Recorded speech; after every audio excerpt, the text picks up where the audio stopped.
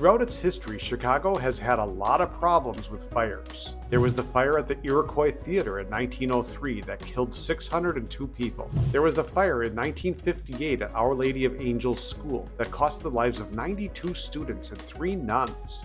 And in 2024, the Chicago Fire soccer team was in 15th place in the Eastern Conference, which only has 15 teams. There's even a show called Chicago Fire that's about fires in Chicago, with sexy results.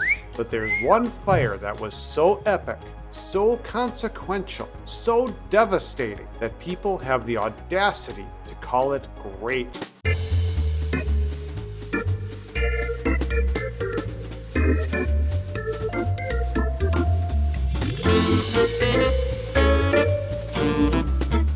Yes, the Great Chicago Fire took place in 1871, but the people of Chicago at the time didn't think the fire was that great. In fact, they all thought it sucked, because it destroyed pretty much the entire downtown area.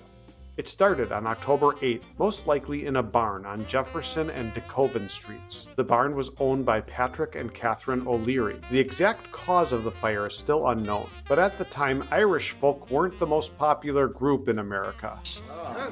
"'Tis true, I took many a lump, but 'twas all in good fun." A lot of people thought they were lazy, drunk, and violent. Unlike today. So a rumor started that a cow owned by O'Leary kicked over a lantern, which started the fire that lasted 2 days. Shortly after the fire, the Chicago Evening Journal and the Chicago Republican reported unverified claims of the cow mishap. You are fake news. Sir, go ahead. This story spread faster than the fire itself. And Catherine O'Leary became a scapegoat. Some people claim she was milking the cow when it happened, which became depicted in art and is how a lot of people think of O'Leary to this day.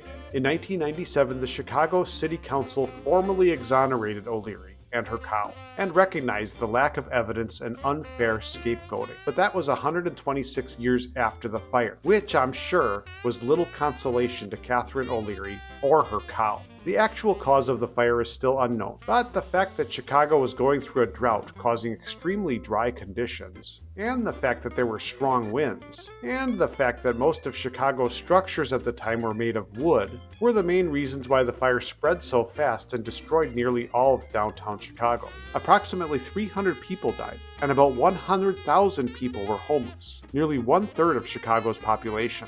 The fire caused an estimated $200 million in damage, equivalent to over $4 billion today. Only 2 structures in existence survived the fire. The water tower on North Michigan Avenue, which I did a video about that's linked in the description, and Old St. Patrick's on South Des Plaines Street. The site of the O'Leary barn is now, I'm not kidding, a fire station, the Chicago Fire Academy actually. And there's a monument and plaque recognizing the site's significance. Chicago rebuilt quickly, using less wood and more stone and steel, making the best out of a bad situation. In fact, because all the rubble from the fire was pushed into Lake Michigan, acres upon acres of new land were created, expanding the size of the city east of Michigan Avenue. Even though the people of Chicago in 1871 thought the Great Chicago Fire sucked, especially Catherine O'Leary, a lot of great things resulted in the Great Chicago Fire. They're great!